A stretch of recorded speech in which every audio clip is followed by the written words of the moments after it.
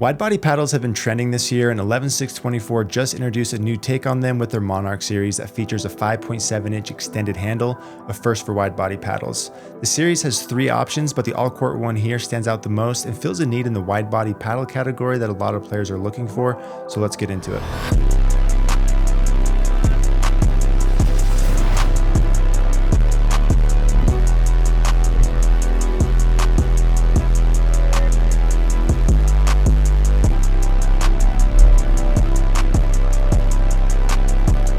11SIX24 made a name for themselves earlier in the year with their Huarache Control Plus paddle.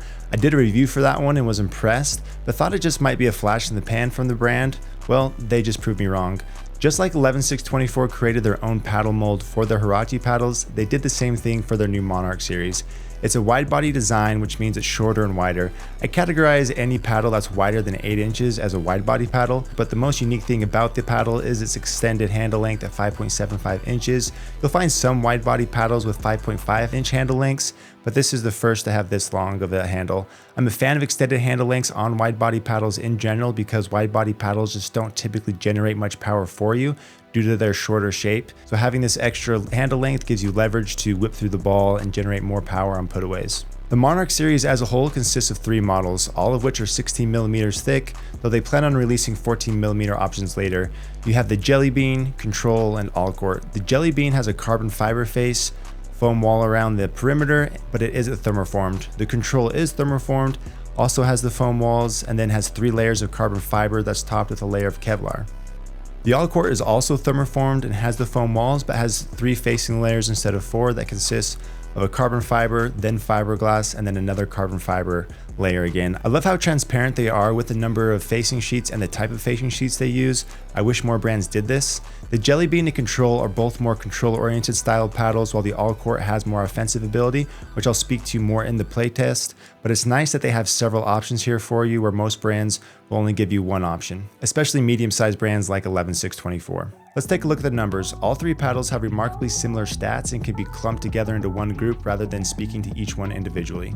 They all have an average static weight of 8 to 8.3 ounces. Mine were all about 8.2 ounces. Then the swing weight numbers for each of these will fall between 109 and 112. These swing weight numbers are lower in general, but are average for what we see for 16mm wide body paddles. I expected the swing weights to be higher than they are because you usually see higher swing weights for paddles with longer handles.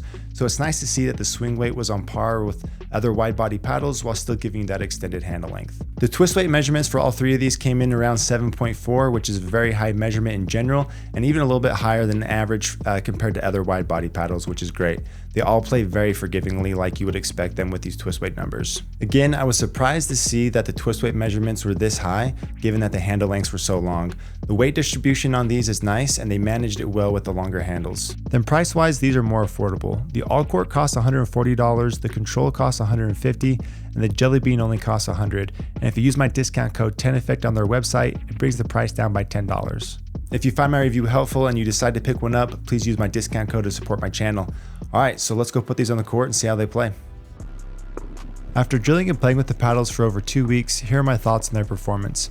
First, I'll dive into how the All Court model played because it stuck out the most to me performance-wise, and then I'll briefly go over the Jelly Bean and Control models because they are also very good, with the Jelly Bean in particular being a really good paddle for only $100. Wide body paddles have been an underserved paddle shape. There are much fewer wide body paddles than there are elongated in other shapes. Wide bodies have traditionally been very control-oriented, and with the onset of thermoforming, we've seen a bump in popularity of this shape because they now offer some power. Even still, they are typically control-oriented, and there are only a few of them I would consider all-court or power-type paddles, the most prominent ones being the Engage Pursuit EX and the EX 6.0, and then the Paddletech ALW 12.7. All 3 of these have short handles, so anyone that doesn't like short handles are just out of luck. This is where the Monarch All Court comes into play and fills in a gap. It's one of the few wide bodies that play with more power and pop and falls into the All Court category, and then when you combine that with its extended handle, it makes it even more unique. This opens up the door for many players who like the idea of a wide body paddle because of their forgiving and lighter nature, but wish they offered more offensive ability and a longer handle like their hybrid or elongated paddle. Like the name says, this is an all-court style paddle. The Monarch All Court gives you good power from the baseline on dries and has a medium pop level on punch volleys. Very similar level of pop as the Mach 2 Forza 14, where it gives you some help to finish points, but isn't so much where you're hitting too many balls long or it's super difficult to reset and slow the ball down when you need to. The paddle is fast in the hands and very forgiving, particularly from side to side. I expected it to be a little heavier and less forgiving compared to similar paddles due to its extended handle, but that wasn't the case. If you've never played a wide body paddle before, it's easy to fall in love with how forgiving these are when you're coming from something else. And even when comparing these with other wide body paddles, they feel very solid and are not short of stability. It's worth noting that though you gain extra forgiveness from side to side, you do lose some length, and it takes a minute to adjust to that if you've been playing with and are used to elongated paddles. So you do give up some reach and core coverage with this shape in exchange for the extra forgiveness and improved hand speed. Out of the box, the paddle feels plush in the very center but gets stiffer around the outside of the paddle, but I noticed the more I played with it, the feel of the paddle changed some and got a little softer over time around the edges and settled on a medium stiff feel. It's not as stiff as say a J2K, but isn't as soft as like a Mach 2 Forza 16. The extra pop and power is going to make it harder to control compared to other control type wide body paddles, but the forgiving nature of the paddle improves its consistency and control rating over other paddles in the all-court category. The spin was excellent, with my test averaging around 1,980 RPMs, which puts it up there with the best of them in my paddle database. Though based on the eye test, I felt like I was getting more from it, particularly off my serves. They really seemed extra dippy with this thing. Speaking to the handle length, the 5.7 inch handle length sounds really long, but it doesn't feel over the top long when you play with it, and really doesn't seem any different from other wide bodies with 5.5 inch handle lengths like the Volare Mach 2, Pickle Hurricane, or Rhombus R2, though when you put the all-court side by side those paddles, it does look a hair longer. I personally like the paddle with some added tungsten tape on the sides to increase the swing weight and plow through of the paddle. I don't think the paddle needs weight to perform well, but I like the extra plow through and feel of the paddle with a little more weight. I added 3 inches of my 1 gram per inch tungsten tape on the top half of the sides. With the tungsten and my tacky overgrip on the paddle, the static weight changed from 8.1 to 8.4 ounces. The swing weight moved from 110 to 113, the twist weight went from 7.4 to 8, and the balance point changed from 235 to 234. This setup made it feel even more solid than it already did and gave me more weight to carry through the ball that felt more natural to me when dinking and driving the ball. Even with the added weight, the paddle still moves easily with a low 113 swing weight. Now let's briefly talk about the Jelly Bean and Control models. While these didn't stick out quite as much as the all-court version to me performance-wise, they still play well and compete directly with other good control-oriented wide-body paddles, but are less expensive, with the Jelly Bean being very inexpensive for a performance paddle at $90 after discount. Both models are forgiving and fast like the all-court model, but these fall into the control category and have a similar output of power and control to each other, according to my power test, but I felt like I was getting a little more power out of the Jelly Bean model when I played with it for some reason. The biggest difference between the two is the feel off the face. The Control has a stiffer feel like the all-court, and the Jelly Bean has a softer, more dense feel to it, though it isn't overly soft like the Pickle Hurricane 16.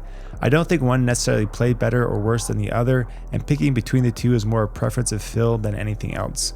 Spin-wise, my test came in a little higher for the Control model at 1,980 RPMs, while the Jelly Bean had an average of 1,950 RPMs. Price is a big factor with these. When you compare them to the market, the Jelly Bean is only $90 after discount, which makes it really attractive. I can't think of a better wide body paddle than this one at this price point. The Control, on the other hand, costs $140 after discount, and while it's still a good price point, it's tough to justify it over the Jelly Bean unless you really like a stiffer response off the paddle. I'll finish here with my recommendation. I think the all-court model fills a gap in the wide body category by giving you a little more offense combined with an extended handle, while the Jelly Bean is an incredibly good price and competes head-to-head with other control type wide bodies. If you've always liked hybrid or elongated paddles and have been on the fence to try a wide body because of their lower offensive ratings, then I think the all-court is a good one to try it with. Then the Jelly Bean is just a flat-out good deal and is a great wide-body control paddle and will enhance your soft game and consistency. The Control isn't bad, but I would take the Jelly Bean over it considering they play so similar, and you can save some money by going with the Jelly Bean. So there you have it. Thanks for watching, and I hope it helped.